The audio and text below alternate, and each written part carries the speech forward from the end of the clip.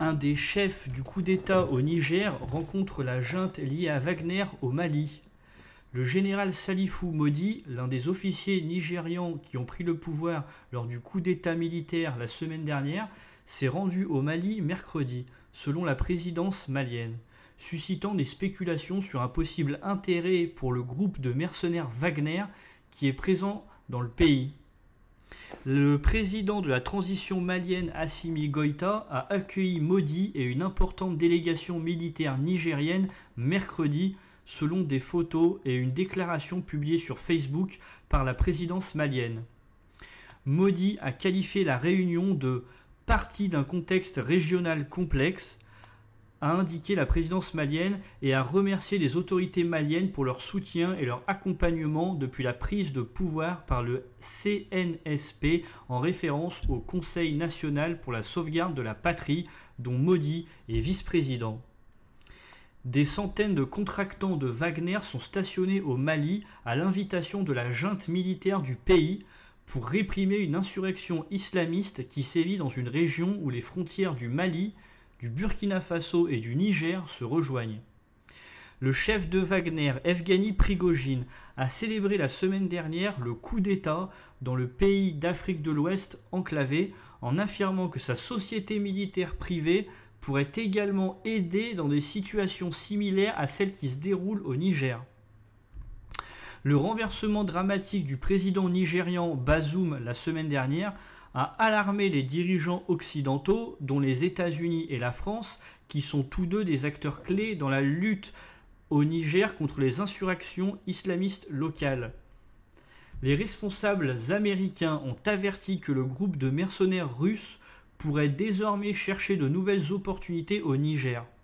Je ne serais pas surpris de voir Wagner tenter d'exploiter cette situation à son avantage, comme il a tenté d'exploiter d'autres situations en Afrique à son avantage, a déclaré mercredi le porte-parole du département d'État Matt Miller. Miller a ajouté que toute tentative des dirigeants militaires au Niger d'amener les forces de Wagner au Niger serait un signe supplémentaire qu'ils n'ont pas les meilleurs intérêts du peuple nigérian à cœur. Plusieurs enquêtes de CNN ainsi que d'autres menées par des groupes de défense des droits de l'homme ont établi l'implication de Wagner dans des atrocités contre les populations civiles au Soudan, au Mali et en République centrafricaine où ils ont été employés pour aider les forces de défense locales contre les rébellions et les insurrections et réprimer l'opposition. La réaction au coup d'État a été mitigée dans la région du Sahel où la menace de l'extrémisme militant a déstabilisé les gouvernements locaux ces dernières années et entraîné une forte instabilité.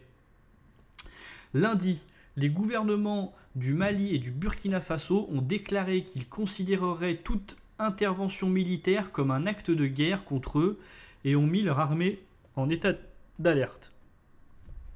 Selon le communiqué de la présidence malienne, le général Modi a déclaré à son hôte qu'il était venu explorer les moyens de renforcer notre coopération en matière de sécurité à un moment où certains pays envisagent d'intervenir militairement dans notre pays. Ça, c'est ce qu'il a dit. Cette déclaration intervient après que la Communauté économique des États de l'Afrique de l'Ouest, la CEDEAO, n'hésitez pas à aller voir une vidéo, j'ai fait une vidéo pour justement expliquer ce qu'est la CEDEAO, que la CEDEAO est menacée dimanche d'utiliser la force si le président nigérian destitué Mohamed Bazoum n'était pas rétabli dans ses fonctions dans un délai d'une semaine. La CEDEAO a également imposé une interdiction de voyage et le gel des avoirs pour les responsables militaires impliqués dans la tentative de coup d'État, ainsi que pour leurs membres de famille et les civils qui acceptent de participer à toute institution ou gouvernement établi par ses responsables. Le Burkina Faso et le Mali ont exprimé leur solidarité avec les autorités nigériennes et ont déclaré qu'ils ne participeraient à aucune mesure contre le Niger prise par la CEDEAO, qualifiant les sanctions de illégales, illégitimes et inhumaines. La Guinée a également exprimé sa solidarité avec le Niger lundi. Merci d'avoir suivi cette vidéo, j'espère que vous l'avez appréciée. N'hésitez pas à partager, à liker, à commenter, à regarder d'autres vidéos si le sujet vous intéresse. Je vous souhaite une bonne journée. À la prochaine!